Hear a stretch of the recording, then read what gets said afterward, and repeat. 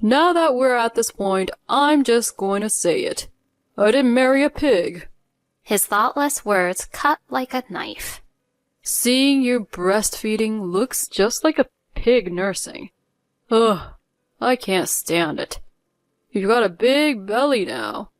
I married you because you were stylish and beautiful, but I feel like I got scammed. I bit my lip and endured his insults, but I couldn't stay silent anymore. I put the divorce papers on the table, grabbed my bank card, and left the house. My name is Leah. I'm 28 years old, and I'm a stay-at-home mom with a 4-year-old son and an 8-month-old daughter. I met my husband at a college club party where he aggressively pursued me. Gary showered me with compliments about my looks. Coming from an all-girls school, I wasn't used to men, so his constant declarations of love swayed me, and we started dating. In our first year of dating, I got pregnant, but since we were both still in college, I reluctantly decided not to have it. I think my parents started distrusting him because of that. A few years later, when I decided to marry him, they were strongly against it. Stubbornly, I refused their help during my pregnancy and childbirth. And now, I manage all the housework and childcare by myself. Mom, I can't put on my shoes. Well, which one is right and which is left? My son Josh was fussing at the door. The preschool bus was due any minute. Annoyed, I said, "Honey, please, help Josh with his shoes. I'm breastfeeding Jenny right now." I was nursing my daughter while trying to get my husband to help with our son. My husband works in sales for a food company, and even though he had a remote meeting at 9 a.m., he was lounging on the couch playing games on his phone. But he responded, Huh, seriously? Why do I have to help him? Josh, you can't even put on your own shoes? He got up from the couch, grumbling. "There's still time before your meeting starts. You could at least help out a bit." I muttered my complaints to his back as he walked towards the door. I knew better than to argue loudly, or he'd come back at me tenfold. Mommy, I want you to do it. The bus is almost here, hurry up. If you don't want to go to preschool, fine, don't. Do whatever you want. Mom, Dad's mad. It was a standoff between my stubborn son and my hot-headed husband. With my sleep deprivation from nighttime feedings, their argument was giving me a headache. Josh threw a tantrum as he got on the bus. Thanks to that, I was embarrassed. It's your bad parenting. As I heard the bus leave, I felt a moment of relief knowing Josh was safely on his way. But then Gary's complaints started. He clearly hated parenting and used every opportunity to lash out. "Could you talk quieter? You're going to wake Jenny." She had just fallen asleep after feeding, and I had a mountain of chores to do while she napped. If she woke up, it would ruin everything. I glared at him. What do you think you are? You live off my income. And where's my breakfast? You didn't make it, did you? It's on the table. You can at least toast your own bread. I have been busy all morning making lunches, feeding Josh, and getting him dressed. Gary's breakfast was wrapped and ready. You expect the breadwinner to fend for himself? Ugh, and the food's cold. You want me to eat cold food? He couldn't even microwave it? Unbelievable. You have it easy. You can nap when the kids do. I have to deal with my boss every day. I love to switch places with you for a day. This was his usual venting session. Even though I was exhausted from managing the house and kids, I always listened to his rants. Enough was enough. I barely got any sleep, and I didn't have time to eat breakfast because I was so busy. My irritation boiled over. I never imagined this one comment would reveal his true nature. Fine.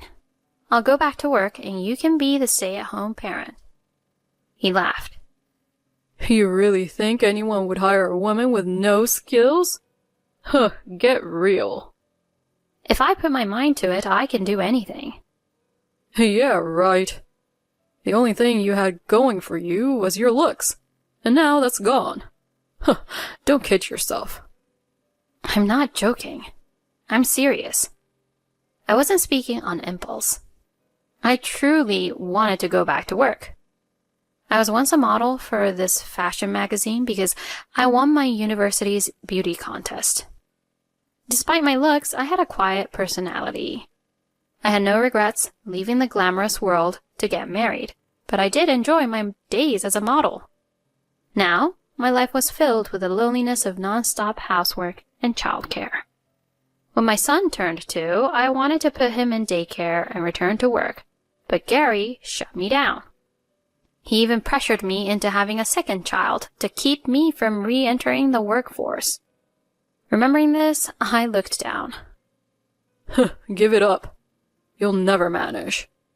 There's only one place that might hire you. A wrestling team. That's just cruel. Too cruel. Huh, who's the cruel one? I married you because you were beautiful. And now, you're just fat. I'll say it again. I didn't marry a pig. Is that what you've been thinking all this time? His words cut deep again. You know, watching you nurse Jenny looked just like a pig nursing. Just disgusting. And now you've got a belly. I married you because you were stylish and beautiful, but now I feel like I got scammed. I bit my lip, holding back tears from his relentless insults. Oh, and don't forget, we're going to my parents' house in 2 days, so get ready. Even in this situation, his demanding tone hadn't changed. His parents were even worse, always making snide comments. The day we visited his parents, Welcome. Josh and Jenny, you have grown so much. Hello, it's been a while. Nice to see you again. Even though it had been half a year, his parents greeted us with smiles. But soon enough, the usual jabs started. Is that you, Leah? Yes, it's me. Wow, I almost didn't recognize you.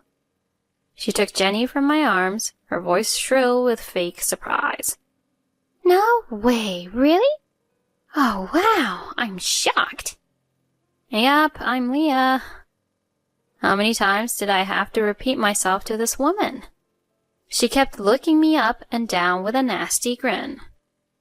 I know that after childbirth it's common to gain weight, but I've never seen anyone's appearance change this much, said my father-in-law, looking at me like I was some sort of rare animal. It might be due to hormonal imbalance from pregnancy and childbirth. Plus, I ended up eating the kids' leftovers. I explained, feeding my face burn with embarrassment as they kept commenting on my weight. I tried to justify my postpartum weight gain to them. Don't make excuses. Mom, listen to this. She naps with the kids during the day. No wonder she's gained so much weight living such a lazy life. Gary sneered, glancing at me with contempt. Maybe so. In our time, we only rested for 3 weeks after giving birth, and then went straight back to work. Young people today have it easy, his mother said. Right? She can't even manage her own weight. She's a pig. I thought about putting a pigsty sign on the bedroom door. He laughed. What the? I was trembling with rage at his relentless insults meant to provoke his parents against me. Oh, Gary, that's too much, my mother-in-law laughed. Even Sandra at the butcher's said it was hard to lose weight after having kids. Exactly, his father chimed in. Karen at the dinner still hasn't lost the weight after all these years. Leah might even surpass Karen. That's right, Leah. You're now the biggest woman in the neighborhood. They laughed, holding their stomachs. It's not a joke, Mom, Dad. I feel like I've been swindled, Garen complained. You're exaggerating, but maybe you're right. Everyone used to say you married the prettiest woman in town. Now we'll have to say you married the biggest woman, his mother added. Leah's made you guys embarrassed. Hey, Leah, apologize to them. Aren't you even thinking about losing weight after all this? Gary's relentless criticism made me reach my breaking point. If it weren't for the kids, I might have run out of the house right then. Josh was playing on his grandfather's lap, and Jenny was sleeping in her grandmother's arms. I couldn't tear the kids away from their grandparents. I forced a smile to get through it, but inside I was shattered. What was with that attitude at my parents' place? You were sulking the whole time. Gary snapped on the drive home. Do you even care about my parents? You should treat them better. Huh, you really pissed me off. He continued. Hey, the kids are sleeping. Could you keep your voice down? Are you going to take care of them if they wake up? What? You're talking back to me? After everything I do for you? Just wait till we get home.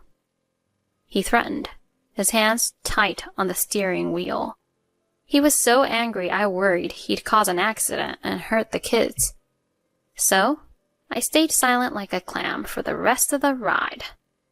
When we got home that night, I put the kids to bed and soaked in a lukewarm bath, letting the tears flow. Remembering the cruel words from Gary and his parents made my heart ache. I pressed a towel to my face to muffle my sobs. I was at my breaking point. When I saw the pigsty sign on our bedroom door, my resolve hardened. A week later, Gary asked, Hey, where are my socks? Find them yourself. I'm not your mother. I don't think of you as my mother. You're a maid, even less than a maid. You're my attendant. You'll be taking care of me forever. You're demoted from wife to attendant, fatty. He laughed. You can say that now, but not for long, I muttered. What? Huh, you think you're tough? If you're so pissed, why don't you lose some weight? You'll still be doing everything for me, so deal with it. So infuriating. I whispered in my heart, waiting for him to leave for work so I could set my plan in motion. I packed up clothes and essentials for the kids and me, and arranged for them to be sent to my parents' house. I also informed Josh's preschool about a long break. Mom, where are we going? Listen carefully, honey. You have another set of grandparents. They're my parents. Really? I didn't know that. He said, surprised. It wasn't his fault. I had never taken the kids to see my parents. I'd been too stubborn. I finally called my parents, swallowing my pride, to ask if we could stay with them for a while. I tearfully told them how Gary and his parents had mocked me. Oh, Leah, I'm so sorry. Your dad and I are waiting for you. We can't wait to see Josh and Jenny, my mother said, crying over the phone. My parents live in a rural area, and traveling there by train and bus takes both time and money. My father sent me money to cover the travel costs. Despite my previous stubbornness, my parents welcomed me warmly and gave me strength. I put Jenny in a baby carrier, took Josh by the hand, and left the house with my bank card in my bag. I left the signed divorce papers on the table. I was determined to confront Gary about the divorce. Welcome back, Leah. Your things have arrived. We'll look after the kids, so you go upstairs and rest, my mother said as soon as we arrived. I slept soundly until morning for the first time in 4 years. My mother noticed my dull skin, dark circles, and brittle hair, understanding that I was malnourished. She prepared all my favorite foods. Leah, are you really going to leave Gary? If you're serious about divorce, your mother and I will support you. If you still have doubts, we won't bring it up again, my father said after breakfast. I want to leave him. I want to start over with my kids, I said firmly. Okay. Gary is already on his way here. What? I was shocked. Gary had called while I was sleeping and was now heading to my parents' house. When I turned on my phone, it was filled with missed calls and messages from him saying, "Help me." I reluctantly called him back, dreading the sound of his voice. He answered before the first ring finished. Why weren't you answering? Where were you? Where are you? I'm at a cafe near your parents' house. What the hell do you think you're doing? When I get home, we're going to have a talk. Didn't you see what was on the table? How do you plan to live after a divorce? Shut up. It's none of your business. You said the worst thing you could to me. Don't act like you don't remember. Pig, right? That was just a slip of the tongue. I was shocked and upset. Yeah, just forget that I said that. Can we talk? I will never forgive you. Sign the divorce papers. Until you do, I'm keeping the bank card. I don't want to see your face. Leave now. Fine, but I need $3,000 today. I promise I'll leave once I get it. Please, help me. An hour later, he showed up at my parents' house. Leah, talk inside. The kids are upstairs. Thanks, Mom, but you might start yelling. I don't want the kids to hear, so I'll talk to him in the car. She agreed, and my father offered to sit in the back seat for support. I felt more confident facing Gary with my father and the bank card as leverage. Did you bring the $3,000? Gary asked as soon as he saw me. It was just like him to show no concern for the kids. I haven't withdrawn it yet. What do you need it for? That's none of your business. Right. We're practically strangers now. Damn, you've gotten ugly, and your personality's gotten even worse. Not ugly, just stronger. I carried our children and gave birth to them. To protect their lives, a mother puts herself last. I'd sacrifice anything for my kids' well-being, so this is how I ended up. So you think it's okay to get fat? I can't even see you as a woman anymore. You should consider my feelings too. I'm a victim here. So that's why you went on a trip with that woman, huh? You caused a hit-and-run accident and fled because you were scared it would come out. What? I said. Wait, what? How do you know? Gary stammered. The voice came from my father in the back seat. His tone was calm, but had the weight of a judge. I was shocked, and Gary turned pale. What are you talking about, sir? What makes you think that? Gary tried to deny it, but even I was stunned by this revelation. Get out of the car, my father ordered. I got out of the passenger seat, and Gary followed from the driver's seat to confront my father. Leah, do you remember Troy? Of course. Troy is my father's brother's son, my cousin, 3 years older than me. What about him? A month ago, one of his friends was involved in a hit-and-run. They couldn't remember the exact license plate number, so they didn't report it to the police. It was stranger than fiction to hear this during my divorce discussion. And the driver was Gary? Yes. My father confirmed with a heavy nod. Oh, wait, hold on. I don't remember anything like that. You might not remember, but it's a fact. Gary, if you hadn't chased my daughter all the way to this rural area, you might have gotten away with it. Specifically, if you hadn't gone into that cafe. What are you talking about? That cafe belongs to Troy. His friend spotted your car, matched the vehicle description and part of the license plate, and called him immediately. No way. That's impossible. Do you know how many cars like mine are out there? Stop making excuses. You really are an idiot. Making your mistress wait in that cafe, huh? Troy's friend recognized her face and confirmed it.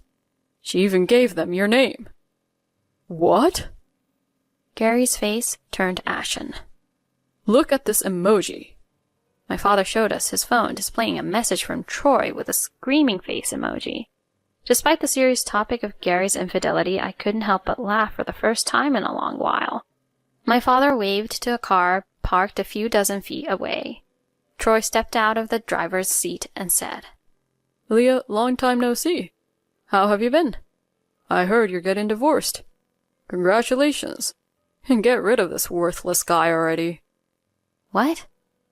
I was taken aback by his support. Mind your own business. Gary, soon to be my ex-husband, foolishly snapped at Troy. You made Leah cry, you bastard. Troy said, grabbing Gary by the collar. You called her a pig, didn't you? He had clearly heard everything from my mother. Leah, it must have been tough. But thanks to that sticker, we found the hit-and-run driver quickly. Karma really does come around. Spitting in the wind just gets you wet. In your case, it's going to be worse. You might end up dealing with the police. Seriously? Gary quivered, looking at the sticker Troy pointed to.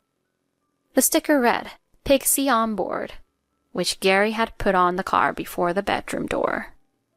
Uncle, can I punch him? Troy asked my father. No. You're a black belt in karate and a former boxer. You'd kill him, and he's not worth it. Don't do it. My father advised. Both their words made Gary pale and tremble. Watching him squirm gave me a sense of satisfaction. Later, Troy took Gary to the cafe where Troy's friend confronted him about the hit and run. Whether they settled it or filed charges, I didn't care. Gary's demand for $3,000 was to pay for his mistress's abortion. Knowing that, I was relieved he had followed me all the way to my parents' house. When she saw the Pixie on board sticker, she thought he had been mocking her and went ballistic. A year later, with the help of a lawyer, the divorce was finalized and we divided our assets. Gary and his mistress both paid the alimony I had demanded. The $1,300 monthly child support would be saved for Josh and Jenny's future. After refreshing myself at my parents' house, I felt ready to start working again and put Jenny in daycare. Leah, you have an interview today, right? Good luck. There's no rush to start working, you know. Thanks, Mom. I appreciate everything you and Dad have done for me, I replied. After a year of relying on my parents, I was less stressed and had lost weight. My skin was glowing again. Mom, Troy's here, Josh said with a smile. Even Jenny had warmed up to him and was being carried in his arms. Leah, I'll drive you to the station. Hop in. Thanks, Troy. No problem. You look amazing, by the way. But you know, no matter what, you'll always be my adorable cousin. Hearing him calling me amazing meant more than any compliment I'd ever received. He promised to play a fatherly role for the kids for a while. As he gripped the steering wheel with his strong hands and laughed heartily, I felt truly blessed to have such wonderful people in my life.